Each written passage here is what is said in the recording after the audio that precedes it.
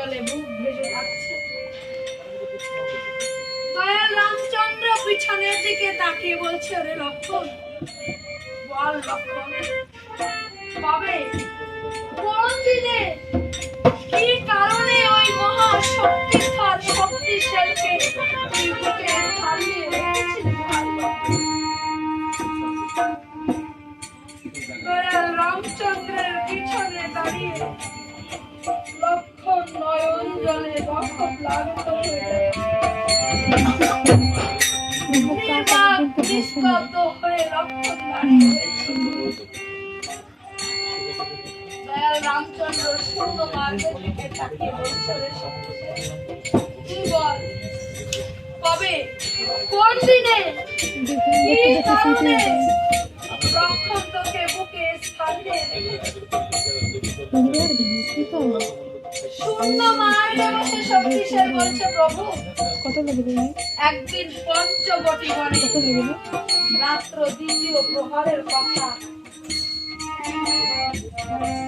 লক্ষণ আপনার পাশে শায়িত ছিল। রাত্র দ্বিতীয় প্রহরের কথা প্রভু। হঠাৎ লক্ষণের মনে পড়ে যায় মা জানকীর কথা। মা জানকীকে দেখার জন্য লক্ষণ বড় অস্থির হয়ে যায় প্রভু। তাই আপনার শয্যা পরিত্যাগ করে লক্ষণ ধীরে ধীরে অশোক বনের দিকে যাত্রা করেছে।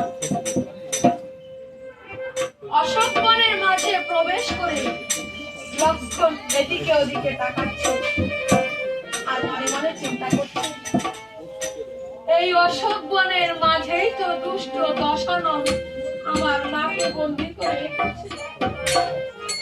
কই আমার মাকে তো আমি দেখতে পাচ্ছি না। হঠাৎ পদ শব্দ পেয়ে পিছনের দিকে তাকিয়ে দেখতে পাচ্ছে রাত্র দ্বিতীয় প্রহরে দুষ্ট দশানন চলেছে মায়ের নিকটে।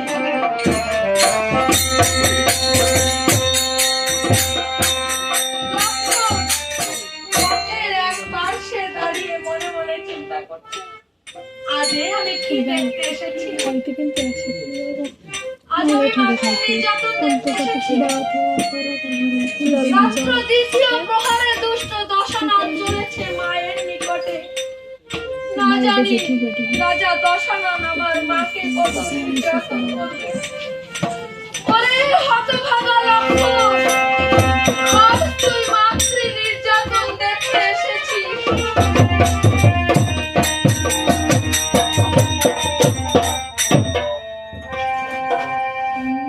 লক্ষণ পথের এক পার্শ্বে দাঁড়িয়ে রয়েছে।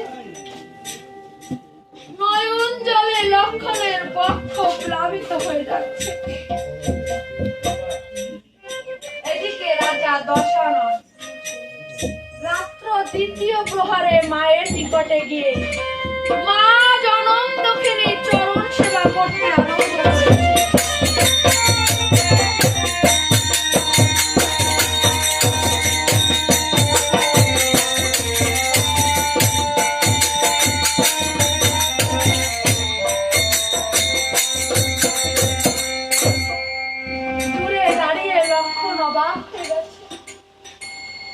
লক্ষণ মনে মনে চিন্তা করছে, আজে আমি কি দেখতে এসেছি? আমি স্বপ্ন দেখছি না। আজ রাজা দশানন আমার মাকে যে স্থানে রেখেছে, সেই স্থান তো আমি আমার মাকে কোনোদিন দিতে পারি।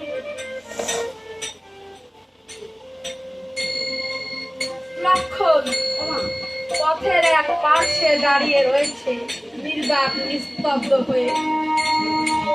এদিকে রাজা দশানন মা দক্ষিণীর চরণ সেবা করে বাম হাতে স্বর্ণ থালা নিয়ে যখন বহির বাটিতে এক পা দিয়েছে, হঠাৎ পথের মাঝে ছায়া মূর্তি দেখে রাজা দশানন গর্জন করে বলছে, কে ওখানে দাঁড়িয়ে? লক্ষণ মনে মনে চিন্তা করছে, আজ আমার উপায় নাই।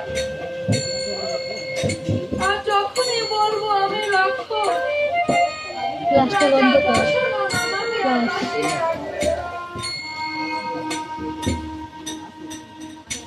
রাজা দশানন দ্বিতীয়বার গর্জন করে বলছে, কেউ নয় দাঁড়িয়ে থাকো।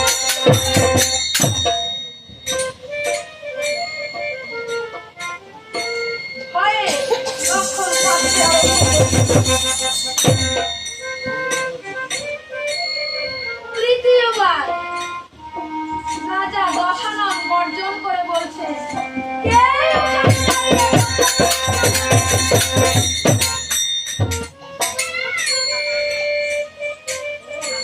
নীল কণ্ঠে লক্ষণ বলে উঠেছে, আমি লক্ষণ।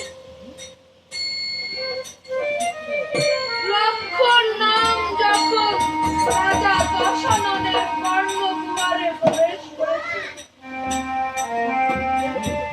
রাজা দশানন ধীরে ধীরে স্বর্ণ থালা মৃত্তিকায় রেখে ছুটে গিয়ে রাজা দশানন লক্ষণকে জড়িয়ে ধরে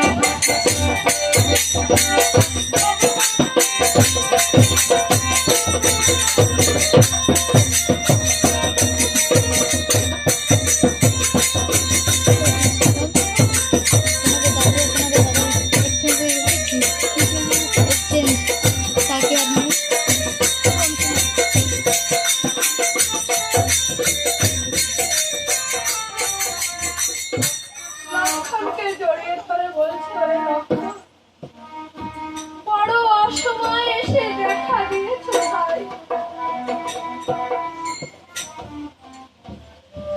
আজ তুমি যদি কিছুদিন আগে আমার সম্মুখে এইভাবে এসে দাঁড়াতে, তাহলে আমার স্বর্ণ লঙ্কা এইভাবে ধ্বংস হয়ে যেত না লক্ষণ। আজ আমার জীবনের উদিত বেলা অস্তগামী হতে চলেছে লক্ষণ। আজ আমার সময় নেই। আমার মনে বড় আশা ছিল ওরে লক্ষণ, আমি রাম সীতার যুগল চরণ পূজা করব। তাই তো জনম দুঃখিনী মা জানকীকে হরণ করে আমি আমার অশোক বনে বন্দি করে রেখেছি ওরে লক্ষণ। আমি তো এই যে বিমলের জায়গায়, এই জায়গায় আমি মনে মনে চিন্তা করেছিলাম ওরে এই টুনুকো বাড়ি। হয়তো আমার হ্যাঁ। লক্ষ্মীর পাশে আমার নাম হয়তো দাঁড়াবে। আপনি কোন সময় আছেন? কিন্তু সে আশা, সে সৌভাগ্য হ্যাঁ?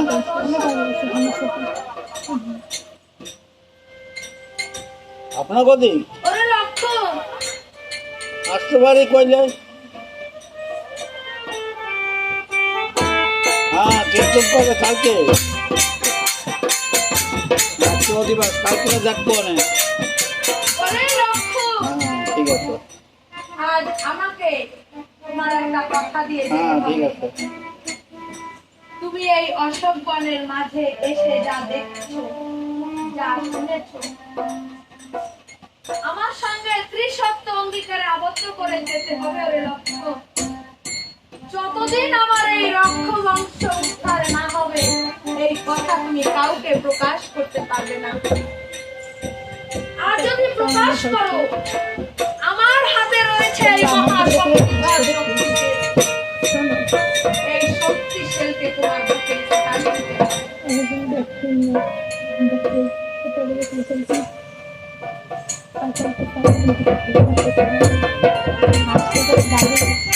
রাজা দশরথের সঙ্গে ত্রিসত্য অঙ্গীকার করে লক্ষণ অশোক বন পরিত্যাগ করেছে। এদিকে রাত্রে দ্বিতীয় প্রহরে নিদ্রা থেকে জাগৃত হয়ে দয়াল রামচন্দ্র পাশে লক্ষণকে দেখতে না উঠে দয়াল রামচন্দ্র বলছে, লক্ষণ, লক্ষণ, কোনো সাড়া নাই। লক্ষণ, লক্ষণ, কোনো সাড়া নাই।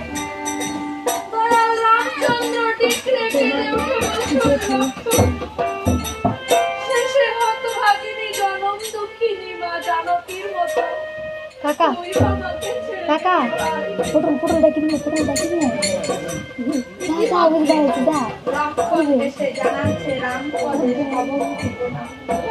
যা না বাবা কি করবি কাজ আছে কাকার কাটাই লক্ষণকে করবি সম্মুখে পেয়ে দয়াল রামচন্দ্র লক্ষণকে নিয়ে বলছে, কোথায় গিয়েছিলি ভাই?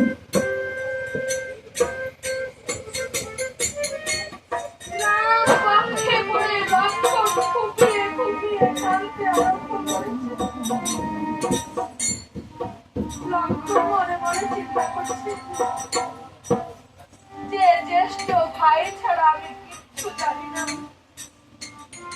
যে রাম ভিন্ন অন্য কোনো ভাব আমার মনে নেই, সেই রামের নিকটে, সেই জ্যেষ্ঠ ভাইয়ের নিকটে আজ আমি কেমন করে মিথ্যা কথা বলবো? পারবো না। তাতে যদি হতভাগা লক্ষণ এই জগতের বুকে নাও থাকে, রামের নিকট, জ্যেষ্ঠ ভাইয়ের নিকট আমি মিথ্যা কথা বলতে পারবো না। শূন্য মার্গে বসে শক্তিশাল বলছে, মনে আছে সেই বিগত দিনের কথা?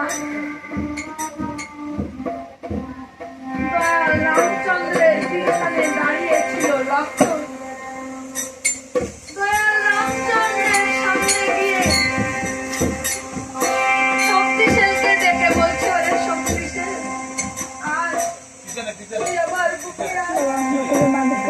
আমি যে সত্য ভঙ্গ করেছি,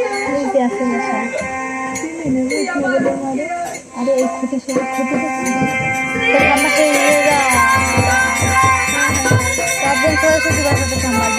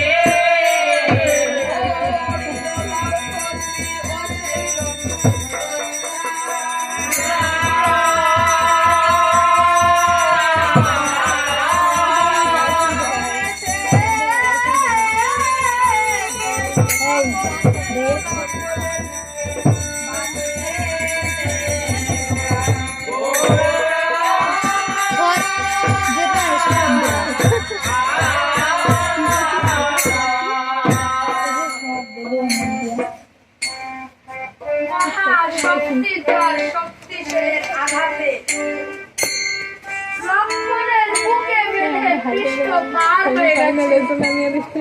লক্ষণ বানরগণ, গোপীগণ সবাই ছুটে পালাতে আরম্ভ করেছে।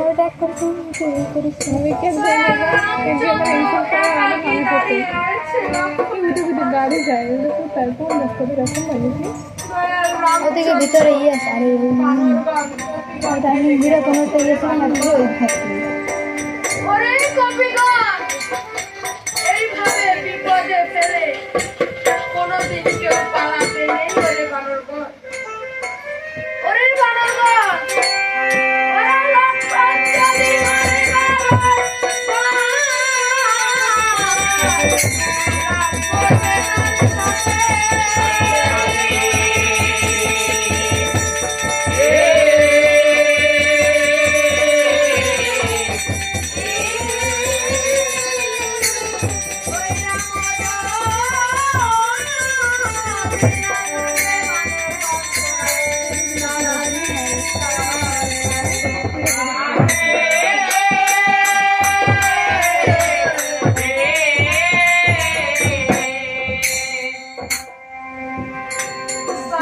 রামচন্দ্রের কাতর আহ্বানে বানরগণ, গোপীগণ এক এক করে সবাই ফিরে এসেছে।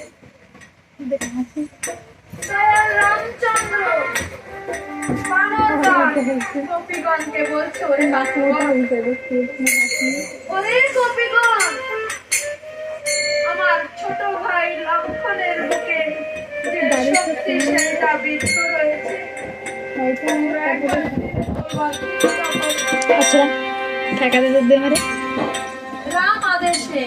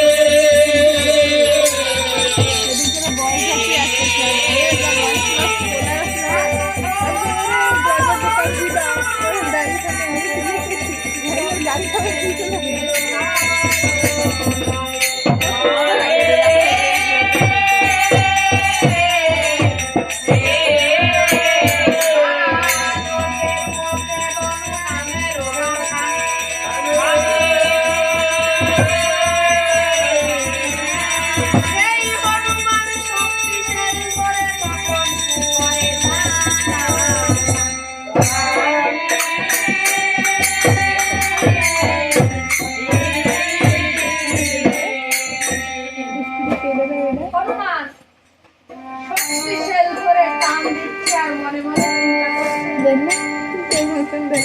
এই তোর মতন দেখাই শক্তিশাল দিবি ধরে আমি আমি কইতে গেছিলাম তোর মতন দেখাই তো তোর মতন আমার টানের সঙ্গে যদি লক্ষণের প্রাণবায়ু বহির্গত হয়ে যায় তাহলে ইতিহাসের পাতায় আমার পলক বলে হয়ে থাকবে এই শক্তিশাল ধরে আমি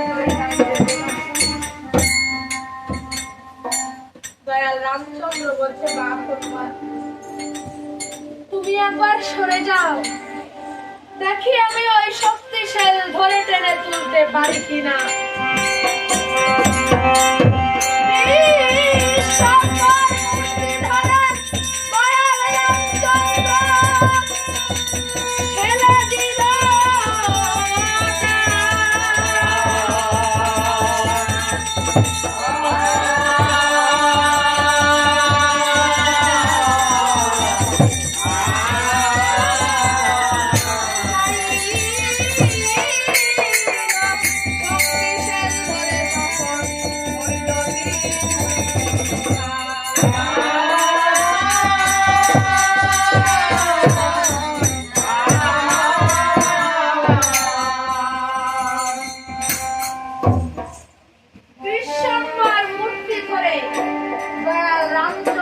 তখন সেই শক্তিশাল ধরে টান দিয়েছে মহাশক্তিধর শক্তিশাল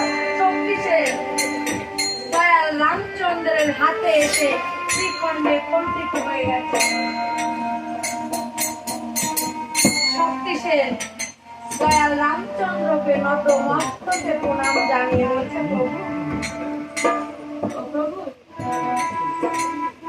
আমি আগে একাকী ছিলাম ওই রাবণের হাতে তুমি আমাকে শ্রীখণ্ডে খণ্ডিত করেছো প্রভু এখন আমার স্থান দাও প্রভু আমার স্থান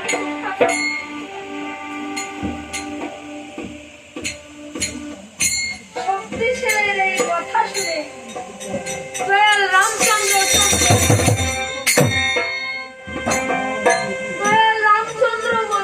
চিন্তা করছে এই মহাশক্তিধর শক্তিশালের স্থান আমি কোথায় দেব এত বড় কঠিন জায়গা কোথায় আছে দয়াল রামচন্দ্র নত মস্তকে কিয়ৎক্ষণ চিন্তা করে শক্তিশালকে বলছে প্রথম ভাগ স্থান গ্রহণ করবে তুমি এই জগতের বুকে যে হতভাগিনী সতী অবেলায় অকালে তার প্রাণের পতিকে হারিয়েছে সেই হতভাগিনী সতীর বুকে তৃতীয় ভাগ স্থান গ্রহণ করবে এই জগতের যে হতভাগা পিতা জীবিত থাকতে তার প্রাণের পুত্রকে হারায়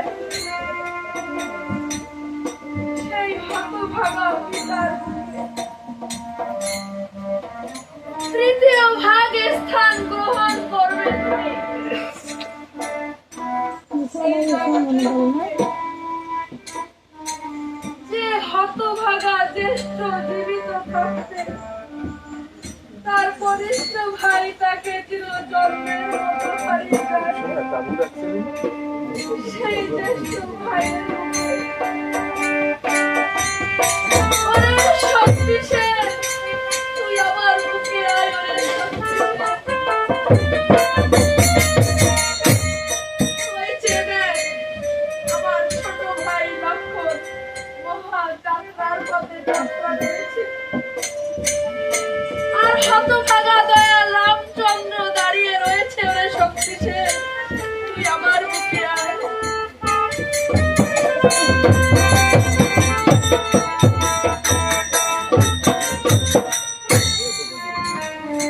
শক্তিশেরকে স্থান দিয়ে দয়াল রামচন্দ্র লক্ষণের নিকটে গিয়ে বলছে, ওরে লক্ষণ, কেন তুই ধনী সজ্জায় শায়িত ঘর? তোর মুখে দাদা ডাক না শুনলে হতভাগা রামচন্দ্র যে বাজে ধরে তুই আমার মুখে আয়।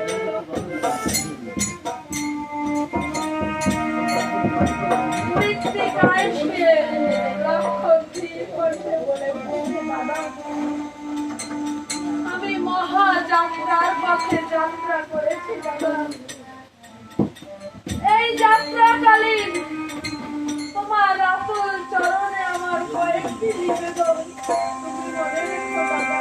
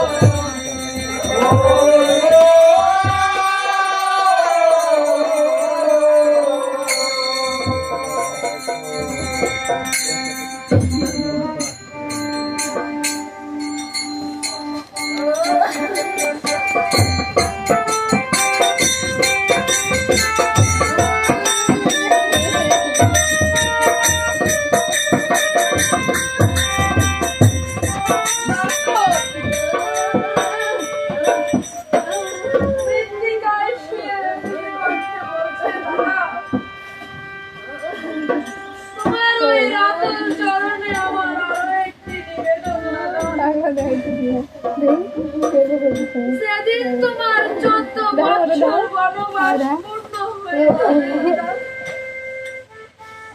সেদিন তুমি মা জানকীকে উদ্ধার করে অযোধ্যার পথে যাত্রা করবে দাদা। অযোধ্যার পথে যাত্রাকালে ওই যে পথের মাঝে সরযূ নদী রয়েছে দাদা, ওই নদী পার হবার নিমিত্তে যখন ওই নদীর কূলে গিয়ে দাঁড়াবে, সেই দিন সেই মুহূর্তে তোমার হতভাগা ছোট ভাই লক্ষ্মণের কথা সুগন্ধ হাত দিয়ে ওই নদীর কূলে একটি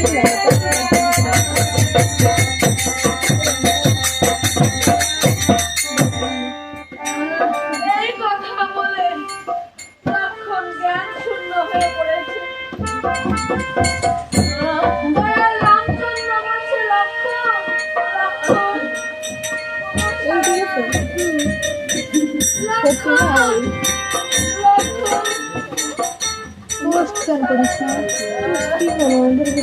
দয়াল রামচন্দ্র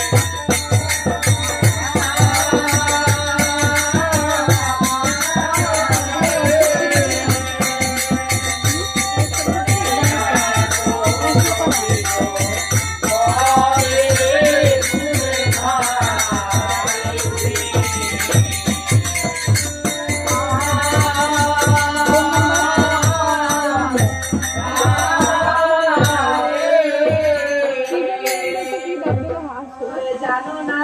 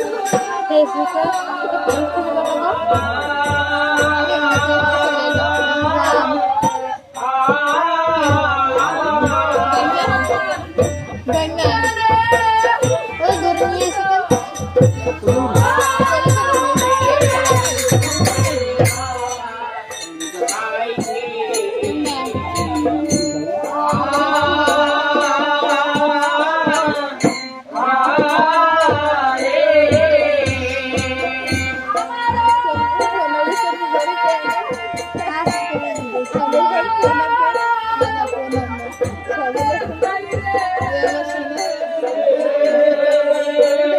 থেকে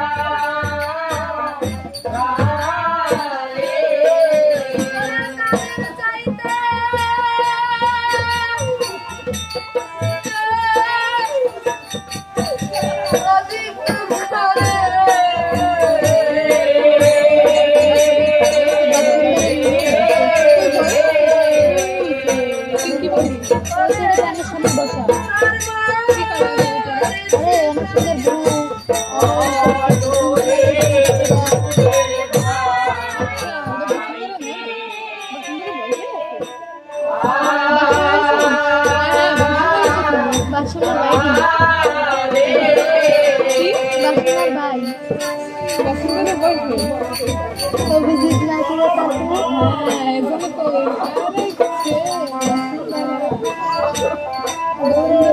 চন্দ্রের সঙ্গে আছে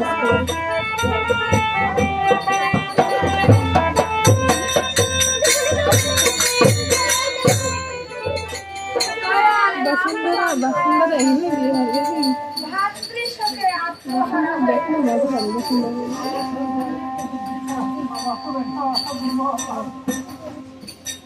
পাশে দাঁড়িয়েছিল বৈদ্যরাজ পাশে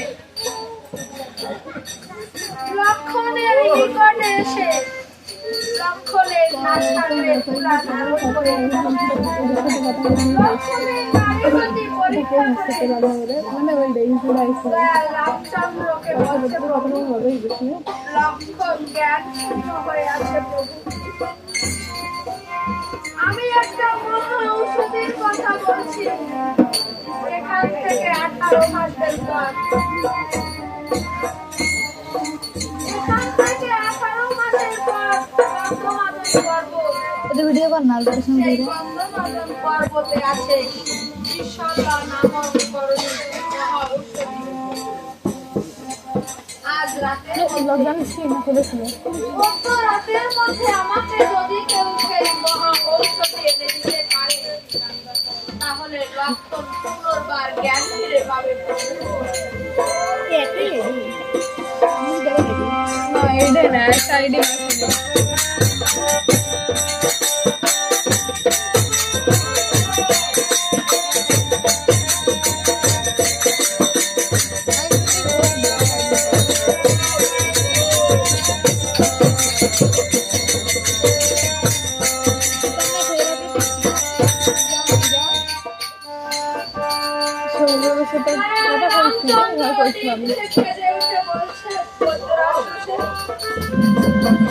কেন তুমি আমাকে আমি তো বিশ্বাস করিনি না সেটা ওর বয়ফ্রেন্ড। এখান থেকে 18 মাসের পর রে ভাই খাতারনাক গরম রে। কে যাবে সেই গন্ধমাদন পর্বতে? কেউ যেতে পারবে না। কেউ সেই মহা ঔষধি এনে দিতে পারবে না বন্ধুরা শুনে।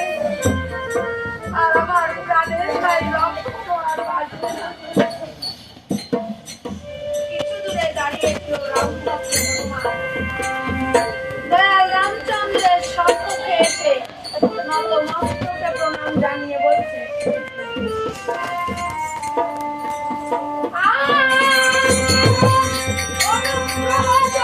আমাদের দাদার গার্লফ্রেন্ড আছে না? সেদিন থেকে আইটেম দেখছিলাম আমি।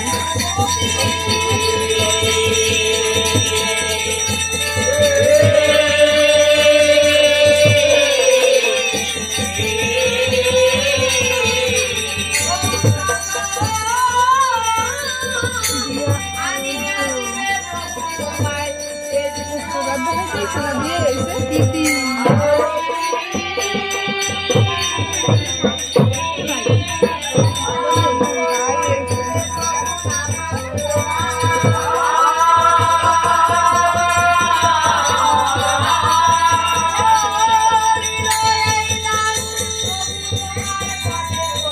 কিন্তু না আইডি চেঞ্জ করতে পাই না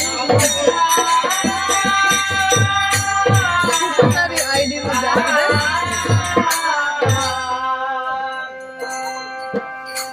রামভক্ত হনুমান বৌদ্ধরাজ সেনের নিকটে গিয়ে বলছে, প্রীতিতে হিরো। সেই গন্ধমাদন পর্বতে কত ধরনের গাছপালা আছে, আমি কেমন করে সেই মহা ঔষধি চিনে বের করবো? তুমি একবার আমাকে বর্ণনা করে দাও।